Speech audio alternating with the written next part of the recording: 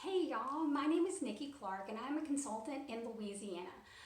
Last night, a bunch of you were posting asking about how to properly use the brush cleansing mat. So I love doing Facebook Live videos with tutorials and things like that. So I figured I would make a video for y'all showing how I use my mat, which, little preface here, it is not a Rodan & Fields brush cleansing mat, but it's one that I've been using for a few years now.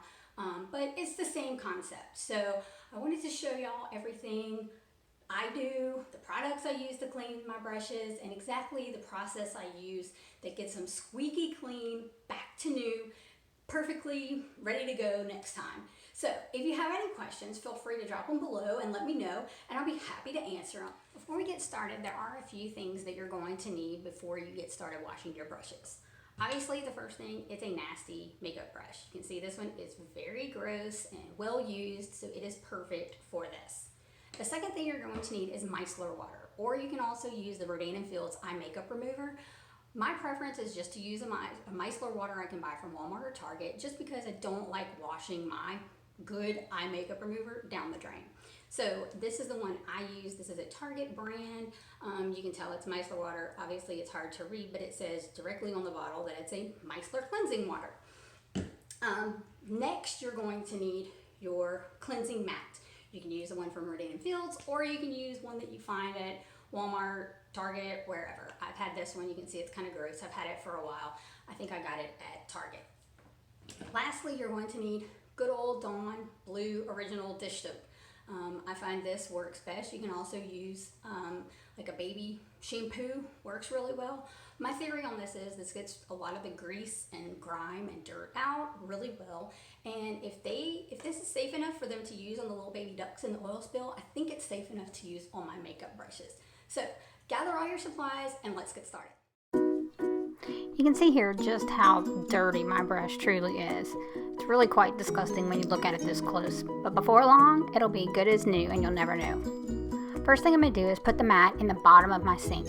Now mine has suction cups on it, but if yours doesn't, just place it in the bottom. It's perfectly fine. Now I'm going to take the micellar water and put it all over the bristles only. I kind of separate the bristles with my fingers just so that I can make sure I get it really good in there.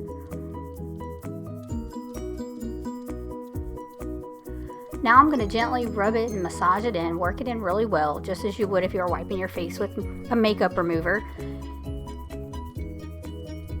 And here you can see I just gently squeeze the bristles and all the makeup just comes oozing out. It's quite disgusting, actually. Now it may look like I'm pulling the bristles, but I am not. Be careful not to pull the bristles because you don't want to actually loosen the bristles from the glue and then they will start to fall out. Here I'm just doing it again just to make sure I get it really good. And the micellar water just helps it break up that initial dirt and grime when it's really heavily built up in there. I give it a good squeeze again and now I rinse. I like to use hot or warm water.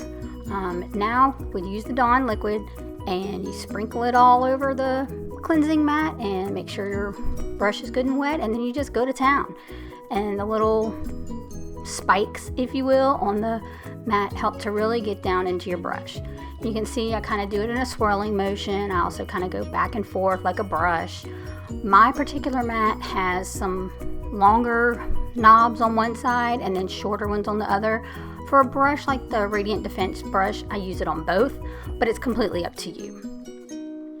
You can see it's already completely different, but I go ahead and give it a second cleansing with the Dawn dish soap just to be safe that I got all the gunk out.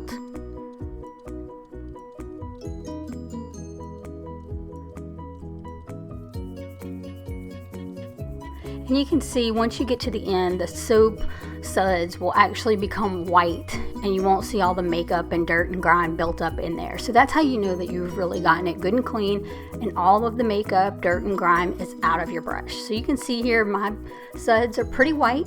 So I give it a good rinse and again just use it on my fingers, kind of separate the bristles, make sure you get all the way in there really good so that you get all of the soap out of there.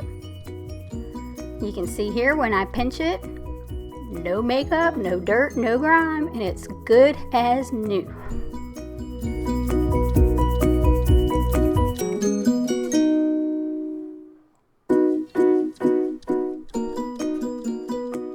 Once I finish actually cleaning my brush, I just lay it out on a towel to let it dry overnight. And that's it. Now you're left with all that gunk left up in your sink. Now to clean my sink.